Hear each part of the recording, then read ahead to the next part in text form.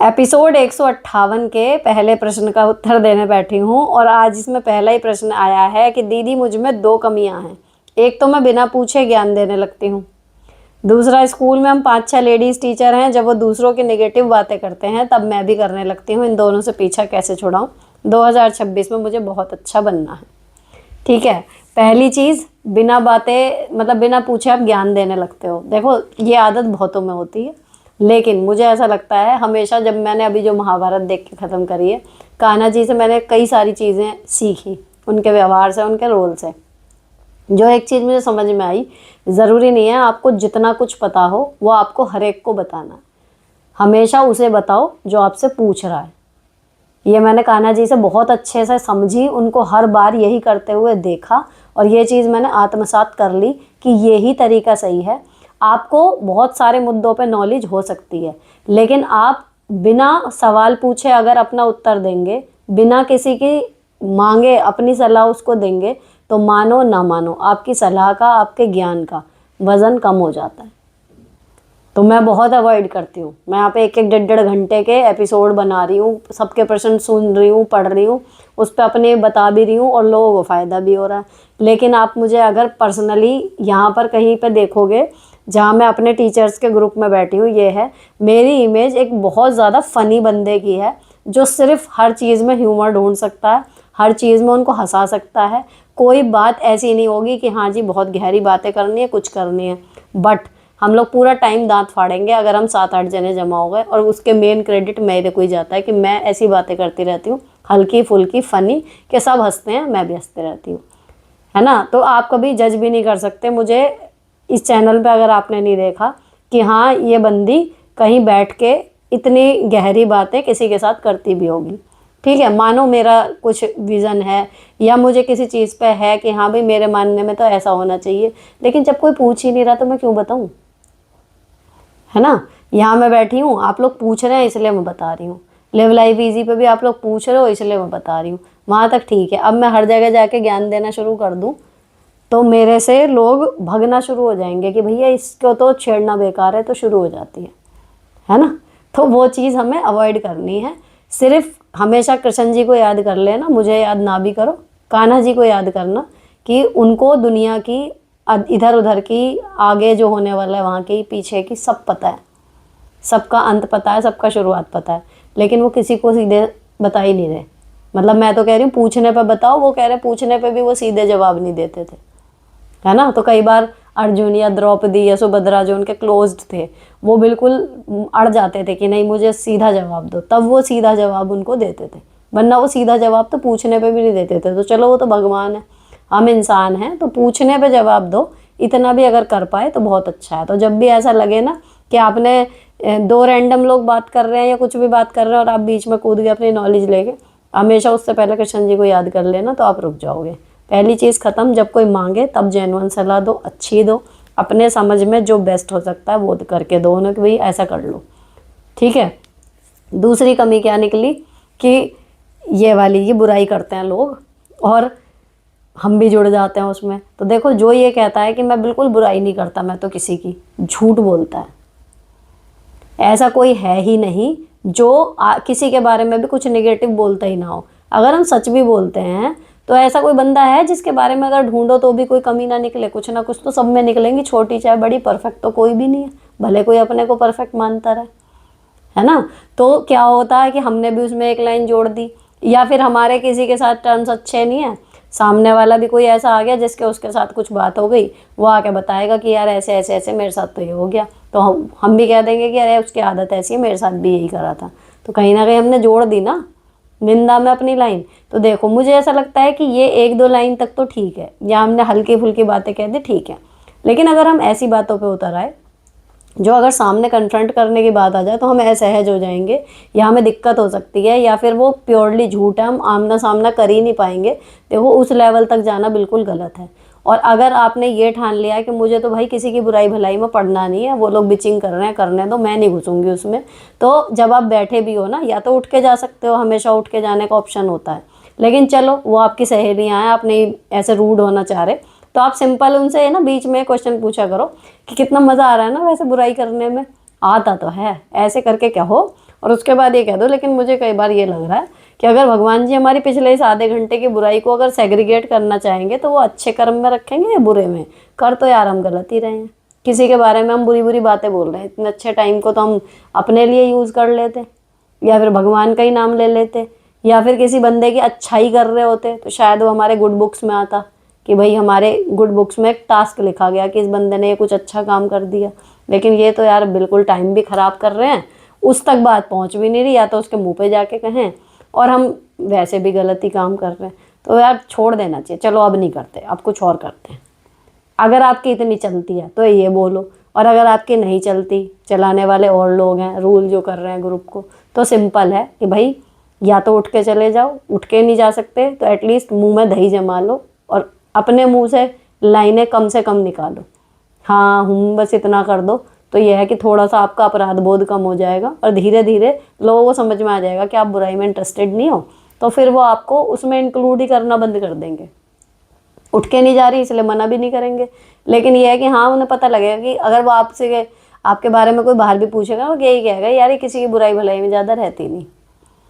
तो ये ना दो बड़े इंपॉर्टेंट डिसीजन हैं आपकी पर्सनैलिटी को लेके जो आप चेंज करना चाह रहे हो। पर्पजली माइंडफुली रोज़ सोचोगे तो हो जाएंगे, इम्पॉसिबल नहीं है, पॉसिबल है इनको कंप्लीट करना कि ना तो आप बिना मांगे ज्ञान दें और ना ही कभी किसी की बुराई में फालतू घुसें। ठीक, तो यहाँ पर एपिसोड 158 की शुरुआत हो चुकी है उत्तरों की, और पहला ही प्रश्न 6 मिनट से ऊपर का गया है, बट वर्थ था। बहुत सारे लोग इसमें जुड़े हुए होंगे ऐसे अनुभव से, और मुझे लगता है कि अगर आपके दिमाग में ये बात अब तक नहीं आई थी तो आपको भी लानी चाहिए, क्योंकि ये दोनों ही चीज़ें कहीं ना कहीं हमारे लिए नेगेटिव ही काम करेंगी, पॉजिटिव नहीं करेंगी। अगर हम बहुत ज़्यादा किसी की बुराई करते हों या फिर हम बिना मांगे ज्ञान देते हों, दोनों ही बातों से हमारी पर्सनैलिटी हल्की पड़ेगी। हमारे लिए ये कुछ भी पॉजिटिव करके नहीं देंगे लाइफ में, तो इन्हें छोड़ना हर एक के लिए ही ज़रूरी है, इसलिए मैंने इस पर इतना टाइम लिया है। आई होप आप लोगों को भी इन आदतों को अगर है तो छोड़ने की पूरी कोशिश करोगे और मदद भी मिलेगी। तो चलो एपिसोड 158 के प्रश्नों के उत्तर देना स्टार्ट करते हैं। आओ बहन बातें करें। हेलो मैम, मैं अपने मायके आई हूँ 1 महीने के लिए, 1 साल बाद। मेरी देवरानी 10 दिन में ही बोल रही है अब चली आओ। मैंने सोचा था देवरानी के आने के बाद शायद थोड़ा मैं फ्री हो जाऊँ। उसका मुंह है वो बोल रही है, आप मत सुनो, आपको जब आना आप तब आओ, क्या ही फ़र्क पड़ जाएगा। नेक्स्ट, मैम स्कूल और घर के विचारों को अलग अलग नहीं रख पा रही हूँ, रात में भी स्कूल की बातें दिमाग में चलती रहती हैं। मैं HM हूँ, आप कैसे हैंडल करती हैं? भैया इसीलिए चलती रहती हैं क्योंकि आप HM हैं। जब मैं HM बनूंगी तो शायद मेरे भी घर पे भी चल रही हों वो बातें, क्योंकि मैं हमेशा कहती हूँ जितने भी लोग हेडमास्टर या इंचार्ज टीचर हैं कि भैया पैरेलल ब्रह्मांड है, इतनी सारी चीज़ें हैं जो हेडमास्टर को ही करनी होती हैं। कितनी भी कोशिश आप कर लो स्कूल के 6 घंटे में पूरी नहीं हो सकती, वो आएंगी ही आएंगी। और कई बार तो डेटा वाली चीज़ें आप कर ही नहीं सकते, स्कूल में कौन सा वाईफाई लग रहे हैं, वो काम आपको घर ही करना है। तो जब आप काम घर पे कर रहे हो तो दिमाग में बातें भी चलेंगी, इट इज़ नेचुरल। लेकिन कोशिश करो कि जैसे हमारे घर के आने के बाद, जैसे मेरा है ना यूट्यूब के लिए मैंने घंटे डेजिग्नेट कर रखे हैं कि भैया इतने घंटे मुझे काम करना है, या इतने बजे से इतने बजे का स्लॉट मैंने यूट्यूब के लिए रख रखा है। आप ऐसे कर लो कि घर पे आने के बाद यहाँ इतने बजे से इतने बजे मुझे घर के लिए मतलब जो स्कूल का काम बच गया है वो मुझे करना है, तो आप ना फिर भी सॉर्टेड रहोगी। घर आके करना तो पड़ेगा लेकिन सॉर्टेड रहोगी। ठीक है। नेक्स्ट, दीदी मेरी शादी को 8 साल हो गए हैं, मेरा पति एक नार्सिसिस्ट है, मैं बहुत परेशान हो गई हूँ। नार्सिसिस्ट को कैसे हैंडल करूँ प्लीज़ बताइए, इसने मेरी ज़िंदगी नरक बना दी है, ज़िंदगी में बहुत बुरा टाइम देखा है इसकी वजह से। देखो लेवल होते हैं नार्सिसिस्ट के, है ना। अब अगर वो इतना बड़ा वाला है कि आपके कल को जान पे ही बात बन जाए तो कैसे ही करोगी। अगर हो सके तो साइकाट्रिस्ट को दिखाओ, अपनी सुरक्षा का ध्यान रखो, और उनसे खुशी की उम्मीद तो बिल्कुल मत रखो कि वो खुश रखेंगे तब आप खुश रहोगी। ये मान के चलो कि भैया ये मेरी सुविधा नहीं है, अगर अकाउंट की भाषा में बोलूँ तो ये लाइबिलिटी है, मेरा पति मेरी एसेट नहीं है, इसको मुझे झेलना है अपने आप को बचाते हुए, इससे मुझे कोई सुख नहीं होने वाला। ये चीज़ आप अगर माइंडसेट अपना बना लोगे तो आपका जीवन कट जाएगा उसके साथ, नहीं तो बहुत मुश्किल है।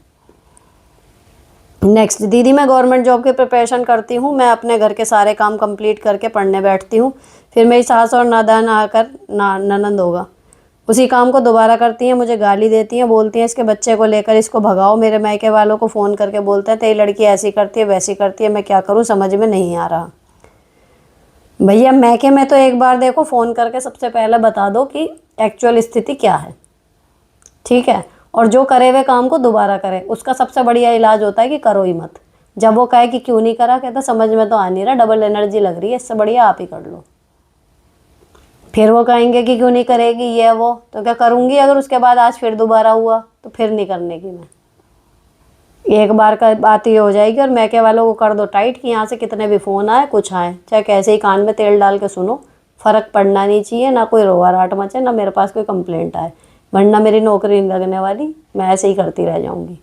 क्योंकि वो सब आपको समझ में आ रहा होगा, वो कर ही इसीलिए रहे हैं कि अगर तैयारी कर ली, नौकरी में सिलेक्शन हो गया तो इसके पर लग जाएंगे, वो चाहते नहीं, है ना। तो मैके वालों को परेशानी ना हो, सास नंद ना चिल्लाएं, इस चक्कर में अगर आप अपनी प्रिपरेशन छोड़ दोगी वो फिर भी चिल्लाएंगी। 8-10 साल बाद पेपर का भी टाइम नहीं रहने का। तो ये करो 2 काम। नेक्स्ट, दीदी मैं आपके बच्चों वाले आंसर पे पॉज करके मैसेज टाइप कर रही हूँ। सैटरडे को हमारी सोसाइटी में 10th क्लास की गर्ल ने खुद को हैंग कर लिया अपने ही घर में। उसके पेरेंट्स भी उस टाइम घर में ही थे और बता रहे हैं कि वो लड़की अभी 10th का प्री बोर्ड चल रहा है, उसके एग्ज़ाम में उसका पेपर ठीक नहीं गया, तो उसने पेरेंट्स को बोला कि वो साल एग्ज़ाम नहीं देगी। उसके पेरेंट्स ने बोल दिया कि एग्ज़ाम मत ड्रॉप करो, अभी फाइनल एग्ज़ाम भी होने हैं, अगर नहीं अच्छा रिजल्ट आया तो अगले साल दोबारा कर लेना। बस इस बात पे गुस्सा होके उसने खुद को रूम में लॉक कर लिया। जब थोड़ी देर बाद घर वालों ने गेट खुलवाने की कोशिश की तो वो सुसाइड कर चुकी थी। उसकी जो बड़ी सिस्टर है स्टडी में अच्छी है, उसके मार्क्स भी हाई रहते हैं, वो 1 वीक पहले ही घर आई थी हॉस्टल से। तो उस लड़की ने अपने फ्रेंड से बोला कि अब तो घर की फेवरेट बेटी आ रही है, सब उसके ही आगे पीछे घूमेंगे। अब मुझे तो ये समझ नहीं आ रहा कि कैसे हम अपने बच्चों को क्या कुछ बोल भी नहीं सकते, उनको सही गलत के लिए गाइड करना ही छोड़ दें। पता नहीं क्या हो रहा है आजकल के बच्चों को।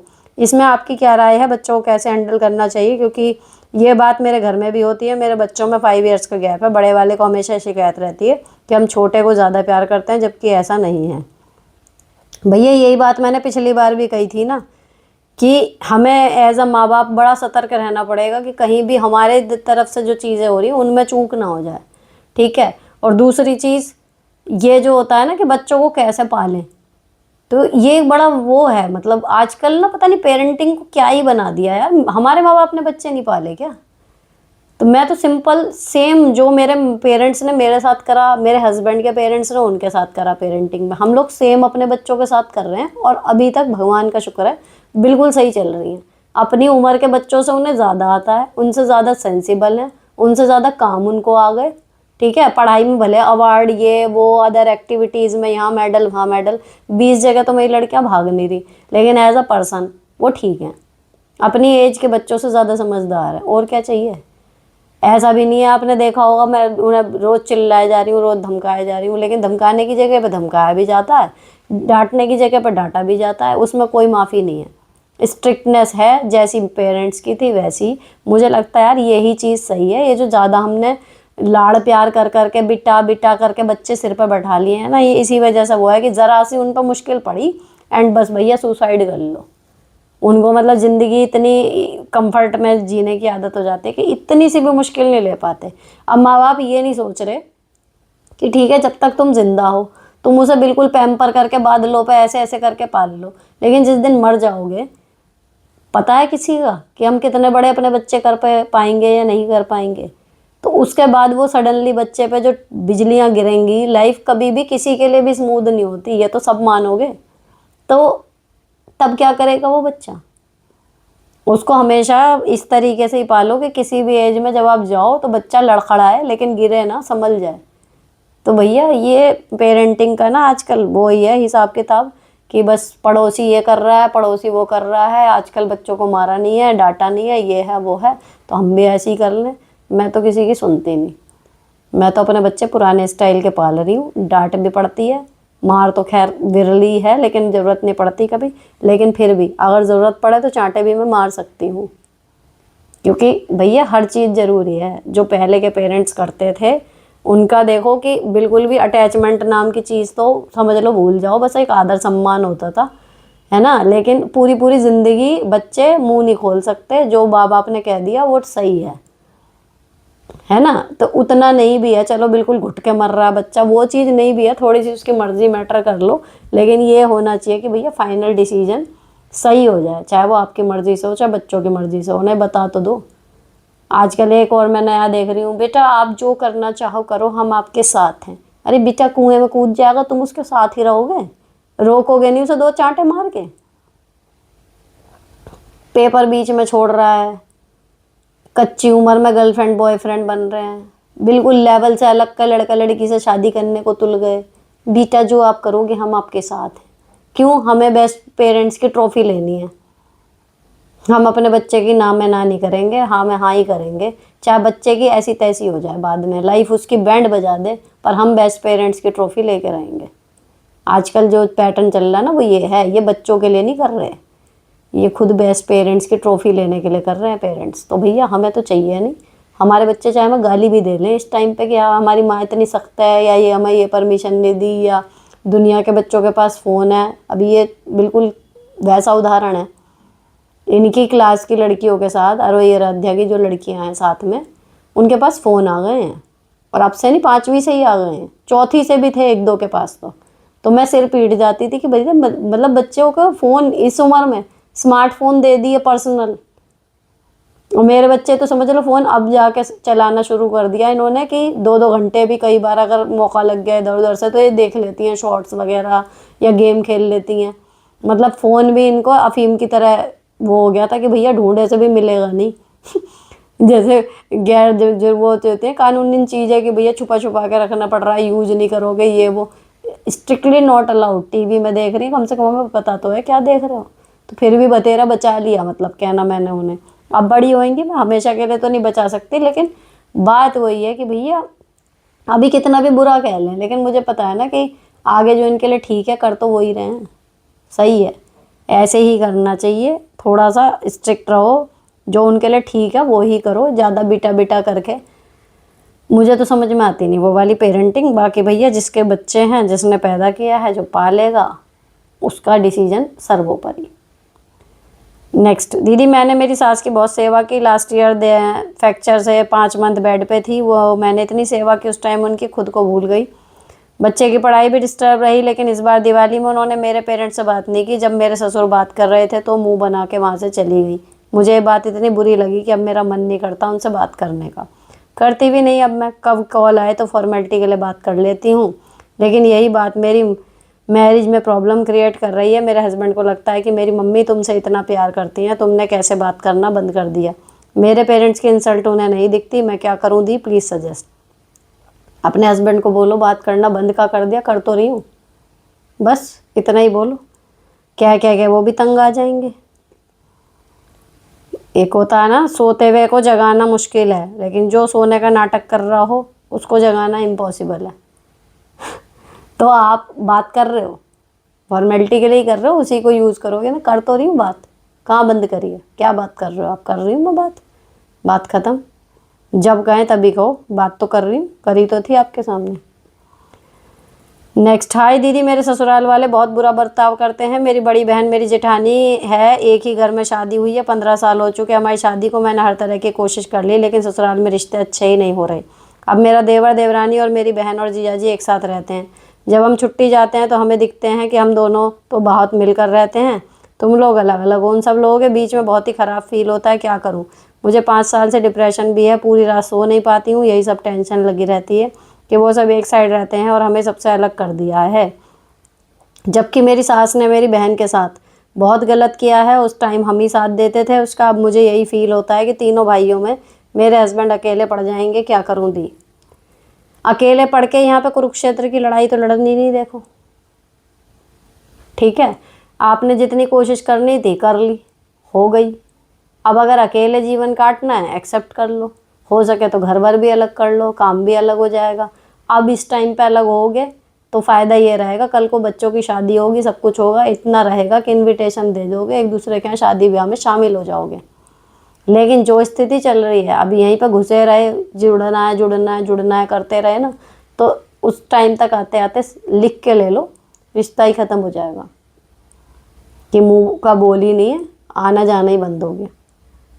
तो जब दिख जाए ना कि कोई रिश्ता कमज़ोर पड़ गया है, ऑलमोस्ट टूट गया है, तो अगर उसे बचाना है तो उस टाइम पे अलग हो जाना, दूर हो जाना सबसे बेहतर होता है। तो उससे डबल फ़ायदे होंगे। जो आप उनको साथ में देख के किलस रहे हो, बुरा लग रहा है आपको, वो भी ख़त्म हो जाएगा। हो सके तो हो जाओ अलग।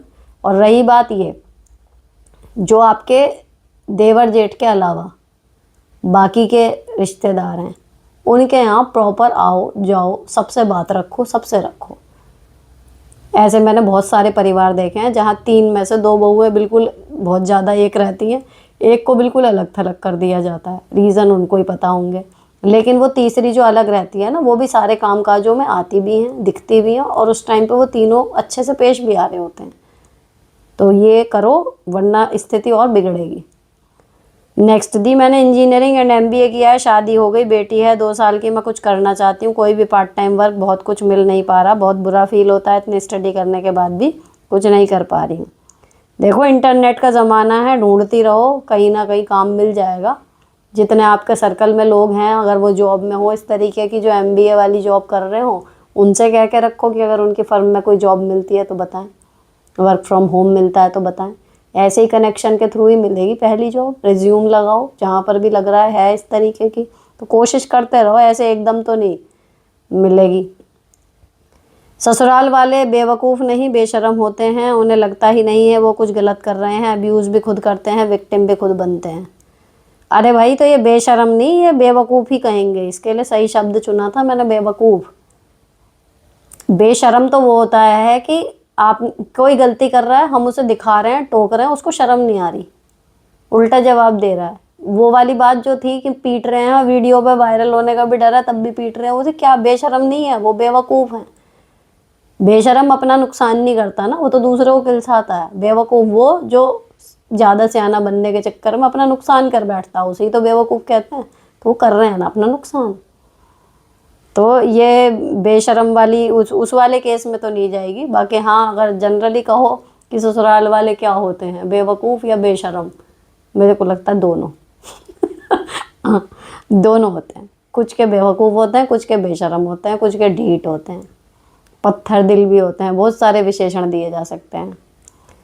नेक्स्ट, हेलो दी, मुझे आपकी हेल्प चाहिए। मैं गवर्नमेंट जॉब करती हूँ, मैरिड हूँ, 2 बच्चे हैं, ऑफिशियल लोगों से मिलना होता रहता है। मेरा एक कोलीग 3 साल पहले फॉरेन कंट्री में जॉब से रिज़ाइन देकर शिफ्ट हो गया था। फॉरेन जाकर बस उसने ऑफिशियली कई कामों में मेरी हेल्प करी।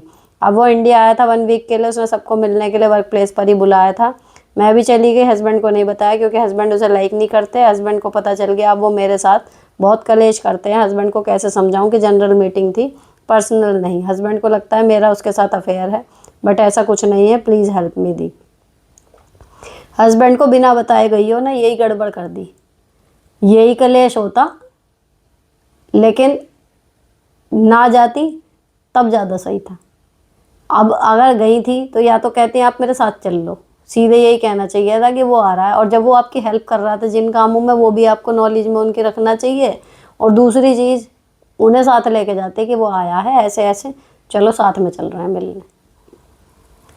तो भैया अगर आदमी को पहले से शक है कि इसका अफेयर चल रहा है और फिर आप बिना बताए उससे मिलने भी जाओगी तो कलेश तो होगा, इट्स ऑब्वियस, कुछ नहीं हो सकता इसमें। आपको मिलने जाना चाहिए था तो या तो अपने पति को लेके जाती, या बता के जाती, या फिर जाती नहीं। नेक्स्ट, आपकी तो गवर्नमेंट जॉब है, फिर आपका एग्ज़ाम है, वो किस चीज़ का है, क्या देना ज़रूरी है, ना दिया तो क्या होगा? ना दिया तो अभी तो जो सुन रहे हैं वो यही है कि भैया नौकरी जाएगी हमारी अगर ऐसा कुछ हुआ। 2 साल दिए हैं, टेट क्लियर करो, और अगर नहीं करा तो नौकरी नहीं रहेगी। अभी तो ये है, इसलिए करना पड़ रहा है। कम पैसे में गुजारा सही है, पर रोज़ रोज़ हर छोटी बात पे किचकिच, बेकार के गाली और मार, झूठा इल्ज़ाम नीचे गिराना, ये फिर इनका आ गया क्वेश्चन। ये मैम है एक, इनका मतलब घर में मार पिटाई, खर्चा कुछ नहीं देना, ये सब चीज़ें चली आ रही हैं और लगभग 2 साल से लगातार ये कमेंट कर रही हैं इनके घर में कुछ सुधार नहीं है।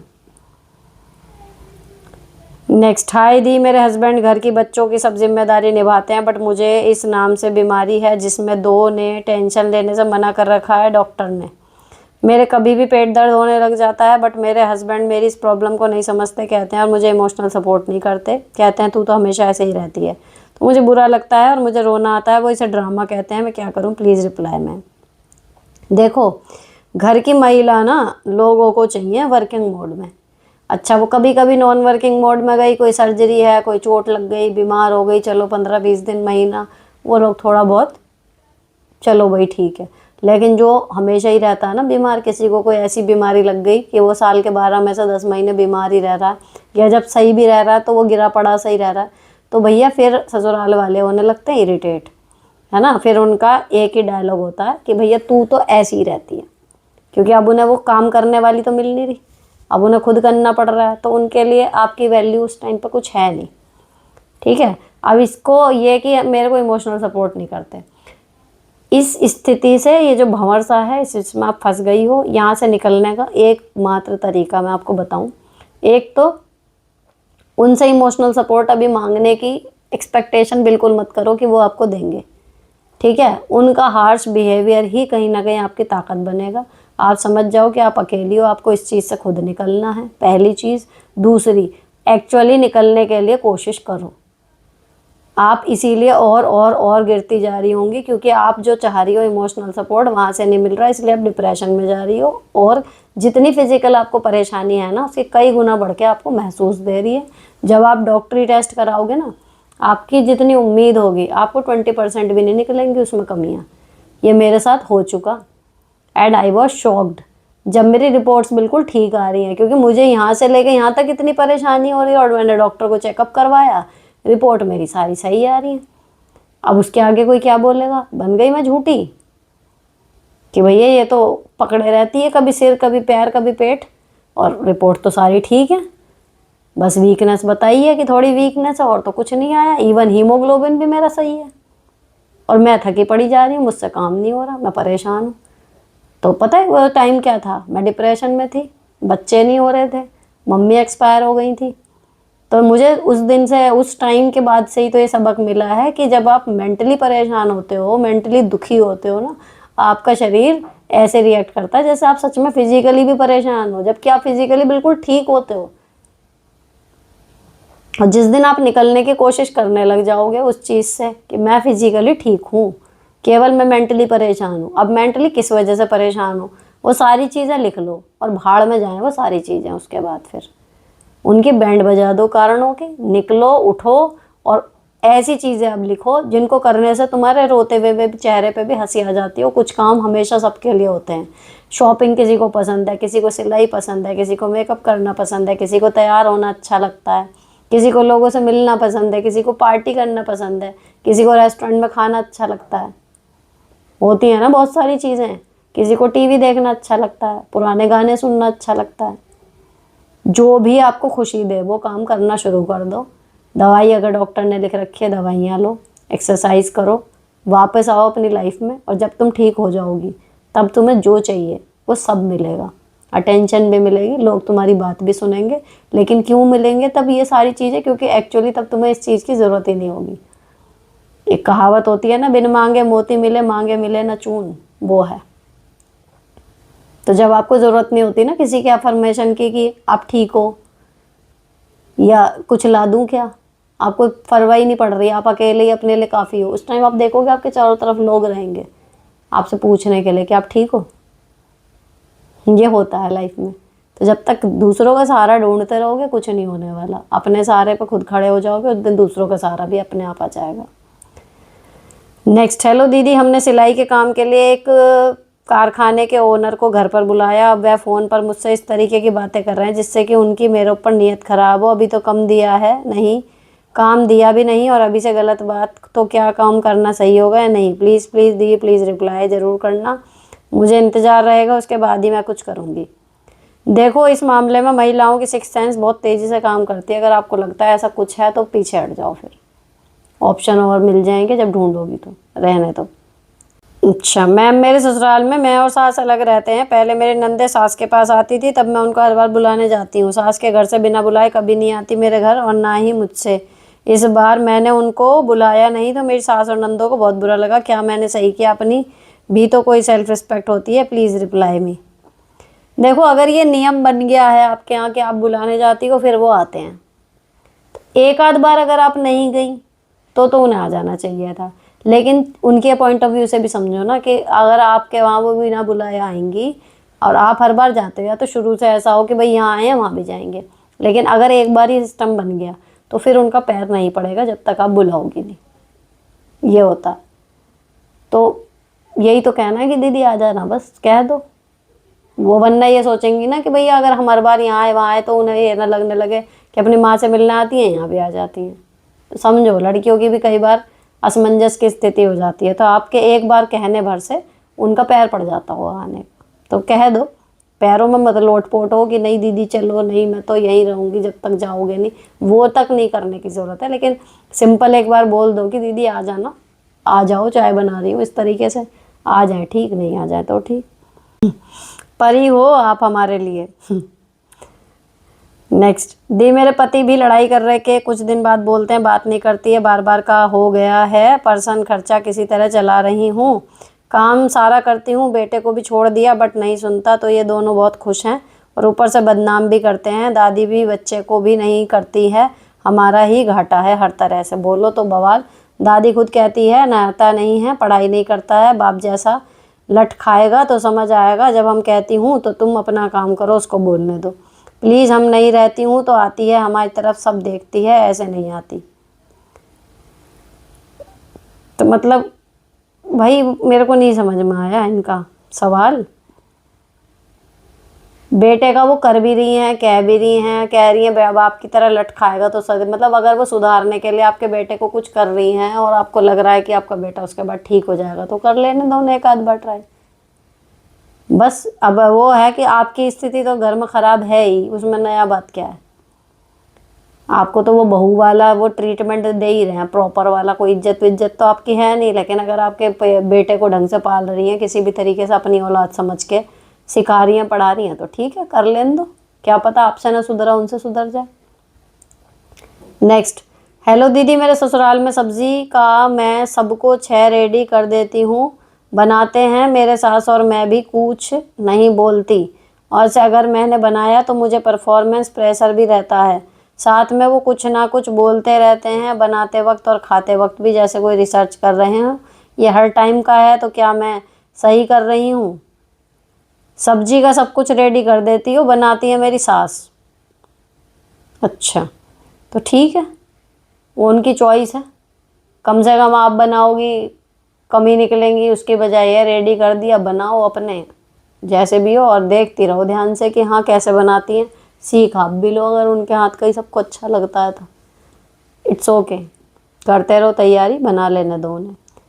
नेक्स्ट, मेरे सास ससुर बहुत लालची हैं, मुझे शादी के बाद से ही हर बात पर नुस्ख निकाले जाते हैं, पति बोलते हैं माता पिता हैं, क्या बोलूं, इस कारण आज शादी के 90 साल बाद भी मेरे साथ उनका यही व्यवहार है, क्या करूं?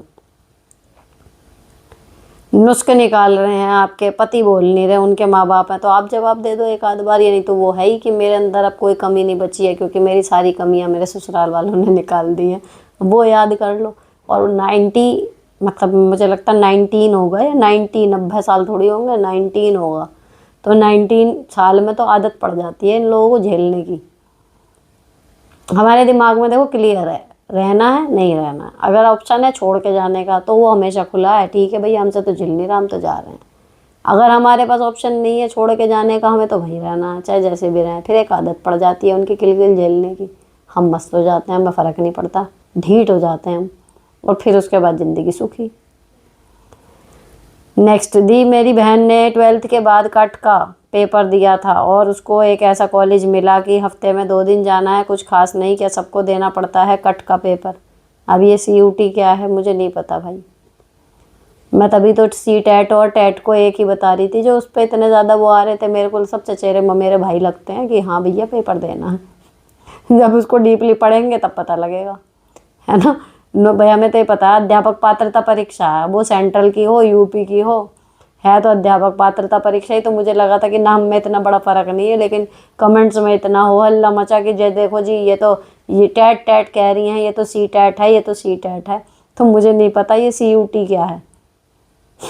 तो मैं जब दूंगी तब मुझे पता रहता उन चीज़ों का ही, मेरा बेसिक वही है जैसे अर्जुन का रहता है ना कि बस चिड़िया का आँख दिख रही है, दैट्स इट, जो पेपर मैं दे रही हूँ मुझे उसका पता रहता है, बाकी चीज़ों में जब मैं घुसूँगी तो या मेरे कहीं ज़रूरत पड़ गई तो मैं उसकी रिसर्च कर लूँगी।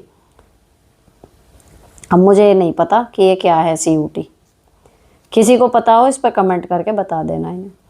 नेक्स्ट, सुनीता जी मेरा पति अच्छे करते हैं और हमारे लिए मतलब बीवी बच्चों के लिए फुल्ली डेडिकेटेड हैं, कोई कमी नहीं है, प्यार पैसा सुकून पति की तरफ से है, सब है। ससुराल में प्रॉपर्टी पैसा बहुत ज़्यादा है, पर ससुर हमें 1 रुपये भी नहीं देते और ना ही देने के मूड में हैं।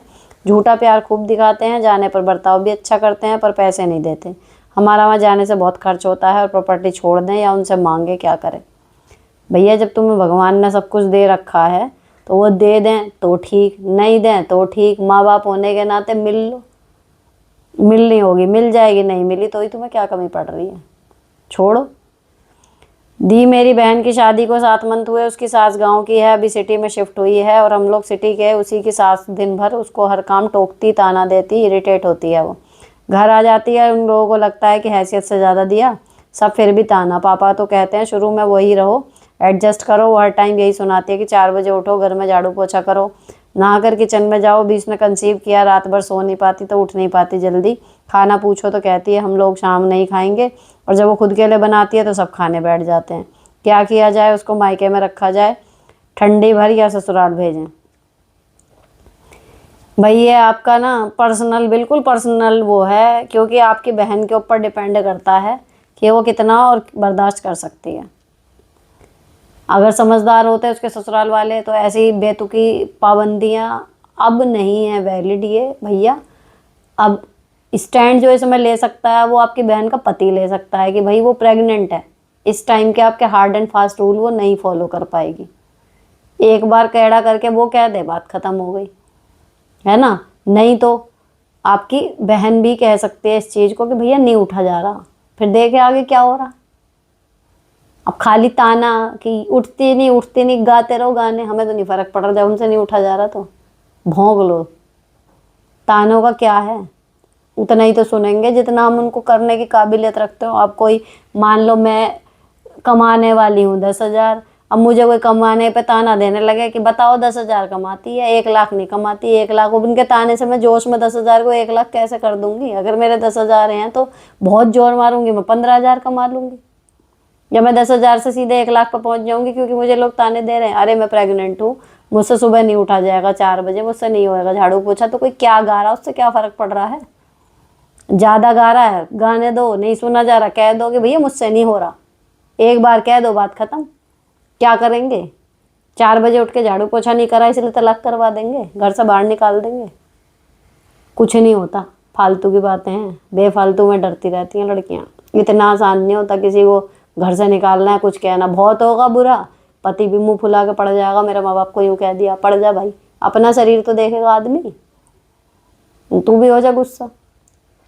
तो अगर पति कह दे तो वो सबसे बढ़िया, और नहीं करा तो भैया खुद अपना ले ले कि भैया मैं घर नहीं जा रही, मैं तो यहीं रहूँगी, मुझसे नहीं उठा जा रहा। और रही बात शाम की, खाना खाने बैठ जाएं, जब आदमी ने मान लो 1 आलू की सब्जी बनाई है या उतना ही बनाया है, 1 कटोर दाल, और वो लेके करके कमरे में चला गया, बैठे रहो जो बैठे, पूछ के ही तो बनाया था।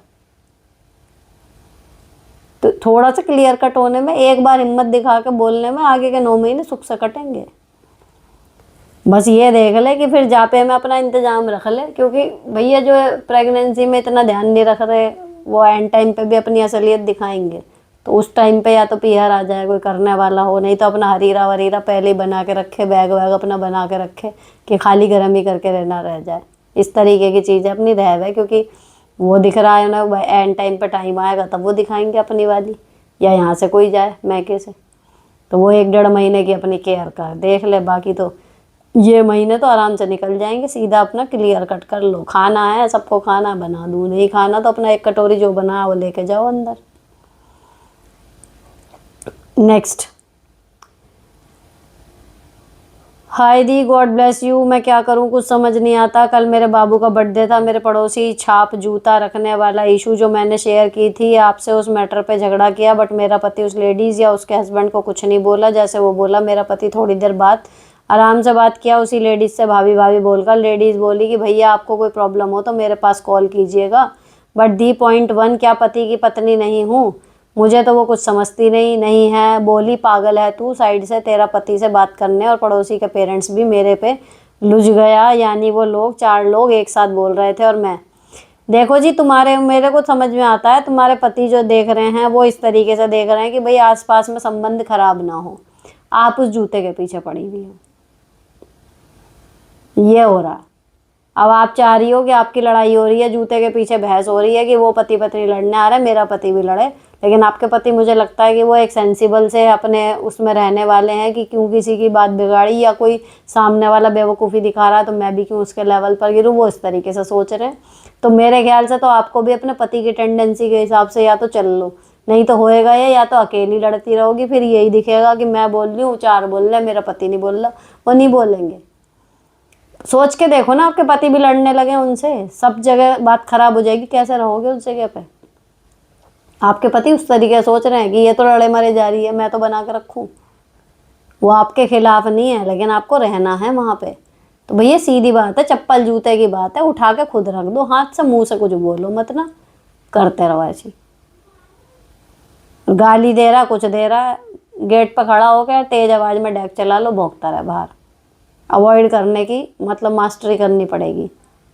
नेक्स्ट, हेलो दी, मेरी एज 42 है, 2 साल से मेरे फेस पे झाइयाँ हो गई, मैं 1 साल से होम्योपैथिक इलाज भी चला रही हूँ बट ठीक नहीं हो रही, मेरा कॉन्फिडेंस भी लो हो रहा है, मैं क्या करूँ दी, प्लीज़ बताना। इसमें झाइयों में थोड़ा बहुत खाने पीने का भी तो असर होता है, कुछ पोषक तत्वों की कमी की वजह से भी तो होती है झाई, वो भी चीज़ ध्यान दे लो। एंड इंटरनल रीज़न बंद होंगे जब भी तो दवाई भी कुछ करेगी, या ऊपर से कुछ लगाया हुआ काम करेगा, ये बात है। तो वो भी तो देख लो कि क्या क्या चीज़ें आपकी बॉडी में, खून में आयरन की कमी तो नहीं है। मेन जो मुझे पता है शायद आयरन की कमी से ही होती हैं, तो इसीलिए यही रीज़न है कि डिलीवरी या बच्चों के बाद ही ज़्यादा होती हैं। तो अपना वो चेक करवा लो कि और कोई अंदरूनी रीज़न तो नहीं है, क्योंकि इतना टाइम तक तो इलाज होने के बाद सही हो जाती झाइयाँ, ऐसा नहीं होता कि होती ही नहीं है, हो जाती हैं। नेक्स्ट, हेलो दी, प्लीज़ मेरा क्वेश्चन लेना, मैं विजुअली इम्पेयर्ड हूँ और टीचिंग जॉब में हूँ, KVS में 1 साल बाद ज्वाइन किया है, मैटरनिटी और CCL के बाद वर्क लेट लाइफ फिर से ट्रैक पर लाने की कोशिश कर रही हूँ, बट आपको तो पता है कि आजकल स्कूल में सब जगह बहुत सारे काम ऐसे आ रहे हैं जो मैं नहीं कर पा रही, और एडमिन कुछ सुनते नहीं, उनके बस काम चाहिए, बहुत एम्बेरस हो जाती हूँ सबके सामने due to my disability, should I switch my job और what, please suggest something ma'am. Job switch करने की ज़रूरत नहीं है, जो काम आपसे नहीं हो रहे उनको आप पैसे दे के करवा लो ना प्राइवेट बंदों से, लेकिन करते रहो। दूसरी जॉब पाना क्या आसान है डिसेबिलिटी के साथ, करते रहो। और वो भी गलत नहीं है, देखो जो सैलरी दे रहा है वो काम लेगा। मुझे हमेशा से ये लगता है कि जो लोग कहते हैं ना बॉस एडजस्ट नहीं करता, या जैसे स्कूल में हमारे यहाँ कि जी कई बार क्वेश्चन आते हैं यहाँ पे कि जी हमारे हेड मास्टर जी छुट्टी एडजस्ट नहीं कर रहे। अरे हेड मास्टर छुट्टी एडजस्ट कर रहा है तुम्हारी, क्यों करेगा वो? सरकार भले वेतन दे रही है, लेकिन छुट्टियाँ एडजस्ट करते रहो, जिस दिन नहीं कर पाया वो किसी निरीक्षण की वजह से कुछ, उसी दिन वो हेडमास्टर बुरा। तो कल को मैं भी अगर हेडमास्टर बनूंगी तो मैं भी वही है कि जो 14 छुट्टी होती है भाई उन्हीं में काम चल रहा हो, फर्जी छुट्टी का कोई मतलब नहीं, समय पे आना समय पे ही आओ, क्योंकि मैं भी आ रही हूँ, ये सीधा हिसाब होता है। तो जब सैलरी ले रहे हो तो काम तो करना पड़ेगा। अब आपकी डिसेबिलिटी है, आप नहीं कर पा रहे, तो वही अपने थोड़े से चंद पैसे अपने अलग से खर्च करके किसी और से करवा के दो, लेकिन काम तो आपको अपने से करना ही पड़ेगा, इसमें एडजस्टमेंट की उम्मीद मत रखो।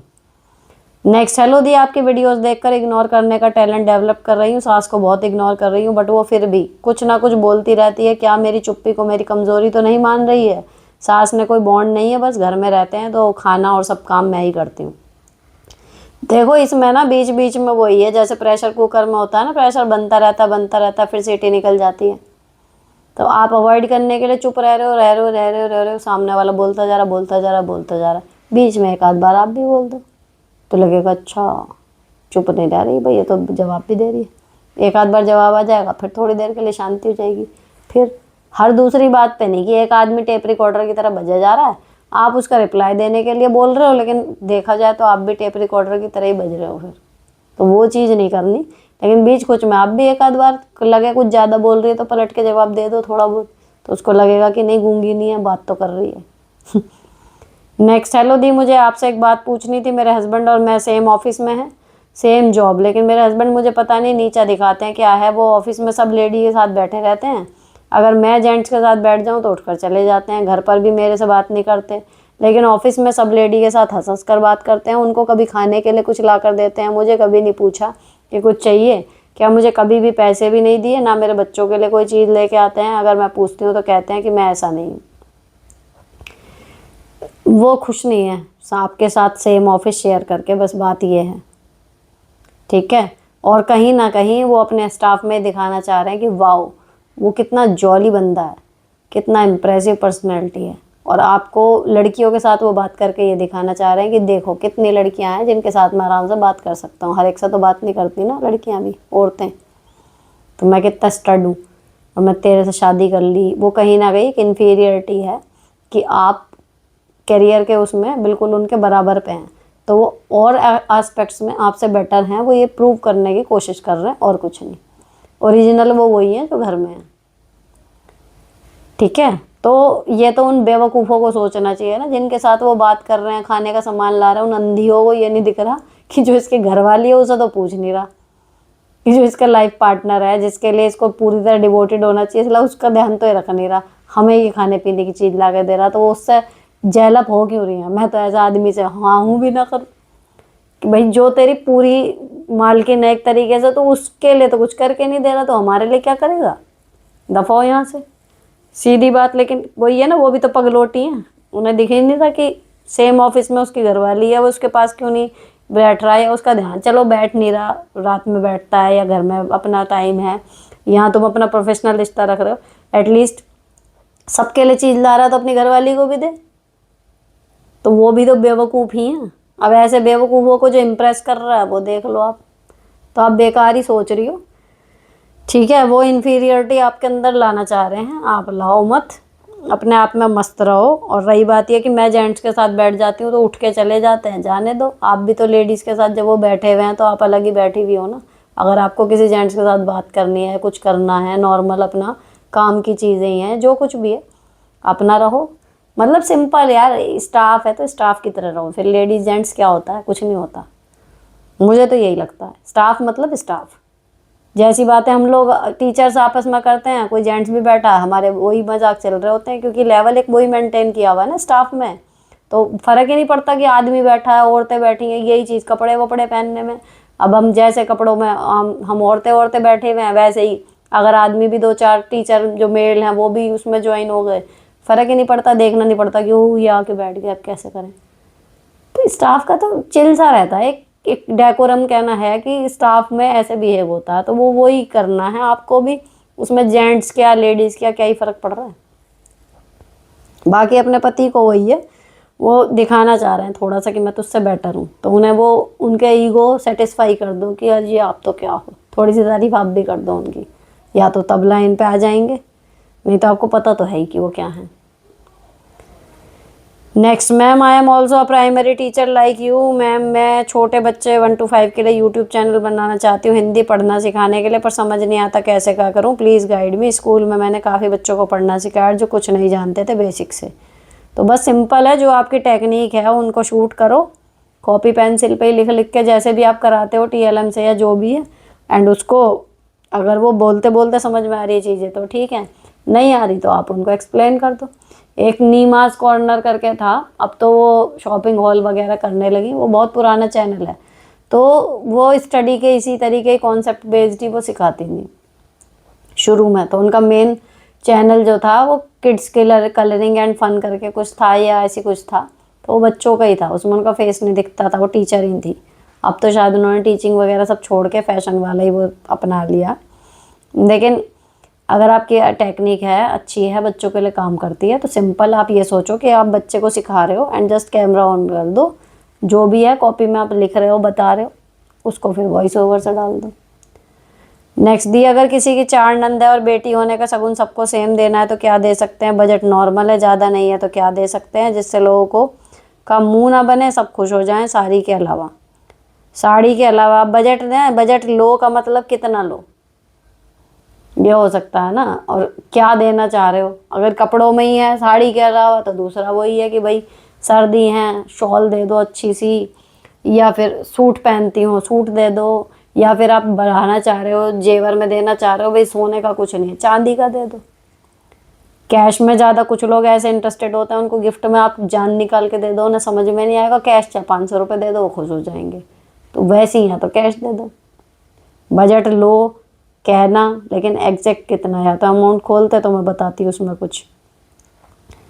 Next, hello ma'am, Meesho work from home और सीखो ऐप के बारे में बताएं। सीखो ऐप के बारे में तो मैंने जो सुना है वो ये है कि वो पेड ऐप है और इतनी भी बढ़िया नहीं है जितना ऐड देते हैं। बाकी मैंने तो उसे खोल के देखा नहीं क्योंकि मेरे काम की कुछ है नहीं उसमें चीज़ें, मुझे ऐसा कुछ नहीं सीखना उसमें। और दूसरा, मीशो वर्क फ्रॉम होम, तो जो ये हॉल वीडियो हैं ये एकदम आते ही आपको ऐसे नहीं मिलेंगे कि भैया फ्री में कपड़े आ रहे हैं, आप दिखा रहे हो और पैसे कमाने शुरू कर दिए। शुरू में आपको अपने ही पैसों से मंगाने भी पड़ेंगे, दिखाने भी पड़ेंगे, सब कुछ करना पड़ेगा। अगर आपका सेल आने लगती है या लोग आपके बढ़ जाते हैं, चैनल ग्रो हो जाता है, फॉलोअर्स बढ़ जाते हैं, तो फिर यह है कि धीरे धीरे आप निगाह में आते हो, तो फिर वहीं से ही कॉल आएगी आपके पास सीधे कि हाँ आपको एज अ क्रिएटर हम अप्रूव कर रहे हैं, अब उसके बाद ये पर्क्स आपको मिलेंगे।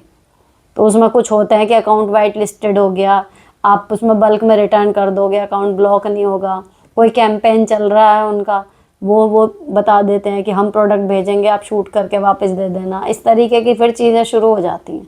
लेकिन स्टार्टिंग में मान के चलो कि आपको अपने पैसों से ही चीज़ें मंगानी भी पड़ेंगी और उन चीज़ों को आप पूरी तरीके से सबको रिटर्न भी नहीं कर सकते।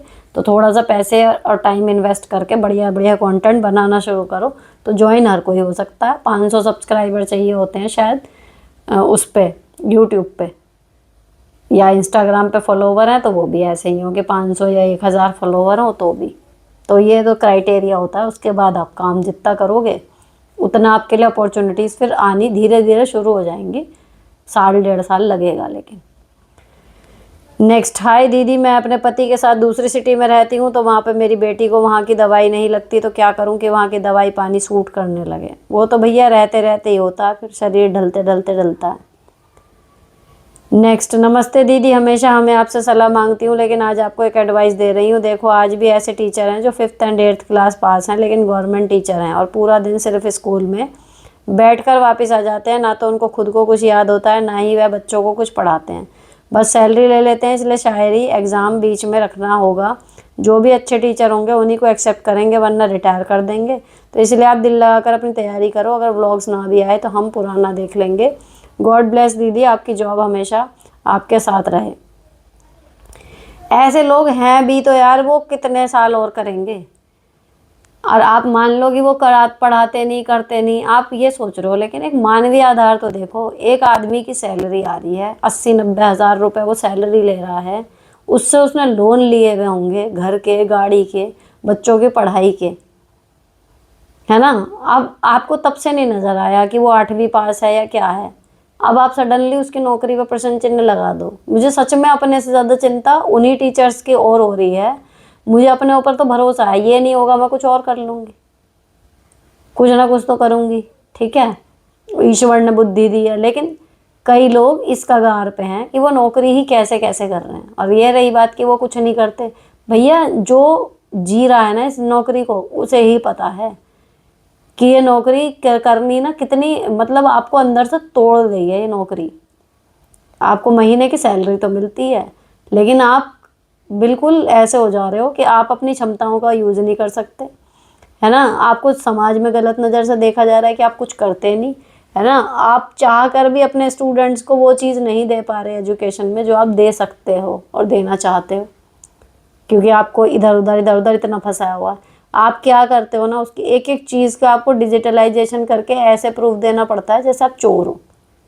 तो भैया ये नौकरी ठीक है, हम कर रहे हैं, सही है, लेकिन जिन लोगों के घर चल रहे हैं इस तनख्वाह पे, उनका आपने एक वो लगा दिया। अब किसी की लगी बंधी तनख्वाह, अगर कोई बीच में भी मर जाता है ना तो उसकी पेंशन मिलती है, नौकरी बीच में छूट गई। क्यों? क्योंकि अब सरकार सो के जगी है कि भैया नहीं, अब 8वीं 10वीं वाले नहीं, अब तो हमें योग्य शिक्षक चाहिए। और वो ही अयोग्य शिक्षक जो आप कह रहे हो ना, टीचर वहाँ पढ़ाते नहीं है, वो इलेक्शन में ड्यूटी लगती है, सब ड्यूटी करके आते हैं पूरी। और इलेक्शन की ड्यूटी जिन लोगों ने करी होगी उनको पता है, वहाँ पे ऐसा कुछ नहीं होता कि आपको दिमाग नहीं है, आप काम नहीं कर रहे। 12 घंटे लगातार काम करना होता है वहाँ पे, सब ड्यूटी करके आते हैं। BLOs बने हुए हैं लोग, घर घर जाके भटक रहे हैं।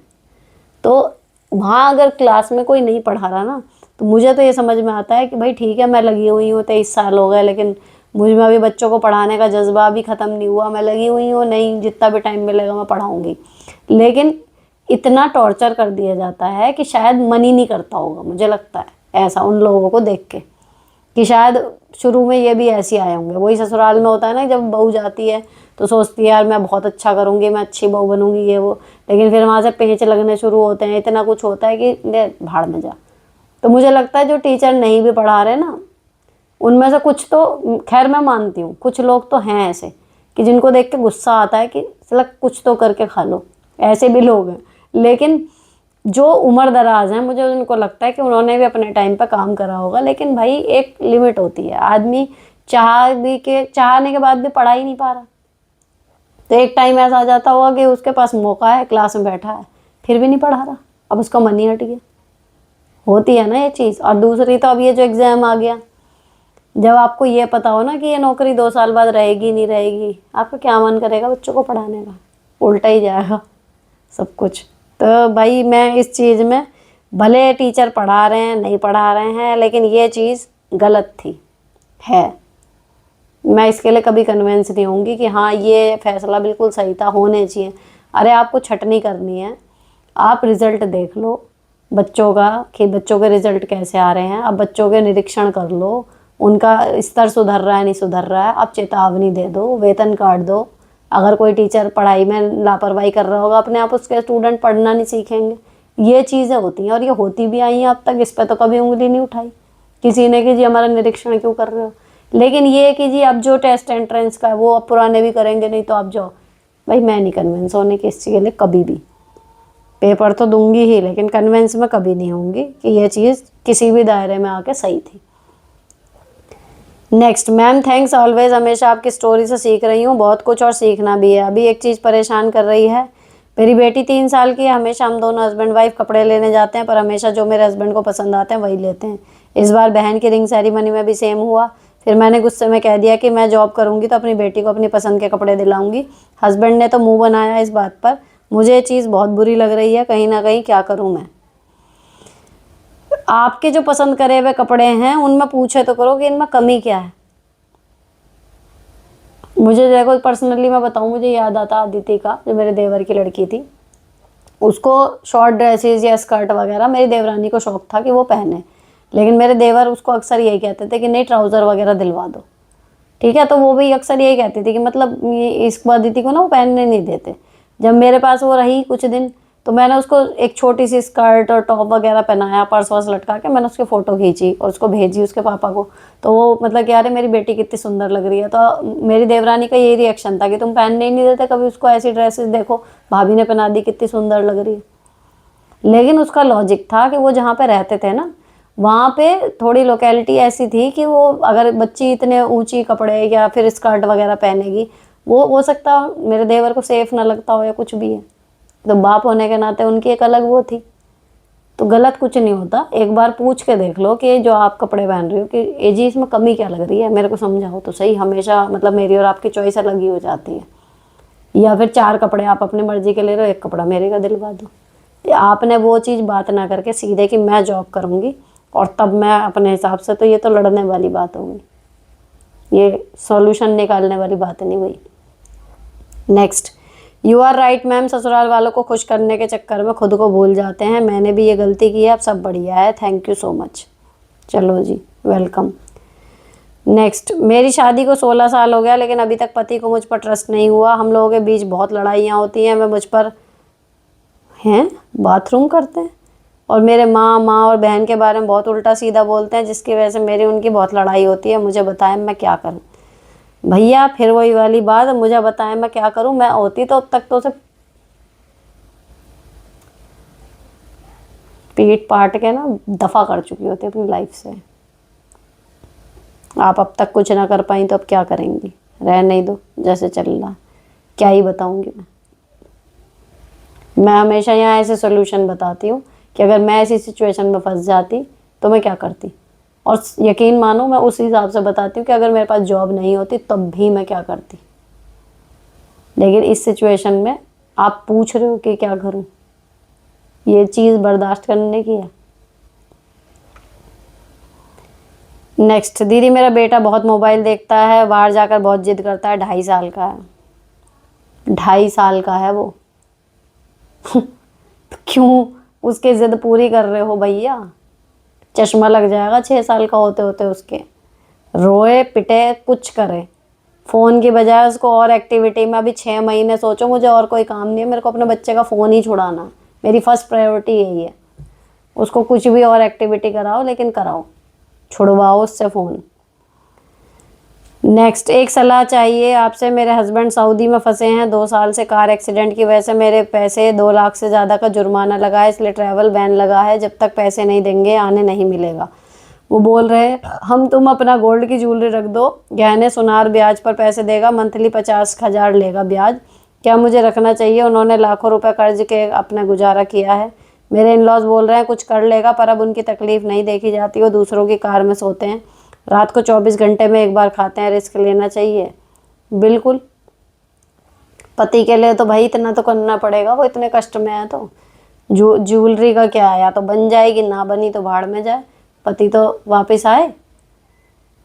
आप इतने दिन सोच क्यों रही थी? अब तक है तो फैसला ले लेना चाहिए था। नेक्स्ट, हेलो दी, मैं समझती हूँ आप अपनी इनकम नहीं बता सकते, नज़र भी लग जाती है, इग्नोर भगवान करे, बहुत हो लाखों में हो, बट एक क्वेश्चन है, आप विशलिंग यूज़ करते हो, शॉपिंग चैनल भी है आपका, एक्टिवली काम करते हो, तो क्या वर्थ है? मतलब आप जितना खुद खरीदते हो सामान उतना निकल जाता है, इनकम होता है, क्योंकि मैं बहुत टाइट बजट से विशलिंग शुरू करा, बट ज़्यादा कुछ नहीं हुआ, व्यूज़ भी अच्छे हैं, तब भी कन्वर्जन रेट ज़्यादा नहीं है, बल्कि 1100 का सामान तो मेरी बहन ने मंगवाया विशलिंग के लिंक से, डैशबोर्ड में मेरे वो है ही नहीं, तो ये कहीं स्कैम तो नहीं है? जितना आप बता सकते हो प्लीज़ शेयर करना दीदी। एंड यस, विशलिंग के अलावा हॉल पैक भी करते हो, उसका या जो भी करते हो एक्सपीरियंस शेयर करना।